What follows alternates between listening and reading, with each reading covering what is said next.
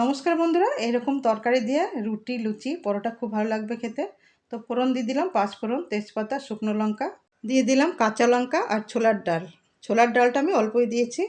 এরপর দেব আলু কুমড়ো, দিলাম নুন হলুদ, একটু ভেজে নেব। এরপরে দেব সয়াবিন। এরকম সয়াবিন দিয়ে তরকারি করলে খুব ভালো লাগে আলু কুমড়ো। দিলাম ধনে জিরে, অল্প জল দিয়ে মশলাটা কষিয়ে নিয়েছি। আর দিলাম কচুরি মেথি, দিয়ে দিলাম জল। হয়ে এসেছে। একটু আলু কুমড়োটা আমি ভেঙে দিলাম আর দিলাম আদা বাটা, স্বাদ মতো চিনি। আর নামানোর আগে অবশ্যই একটু ঘি দেবেন, আরও ভালো লাগবে খেতে।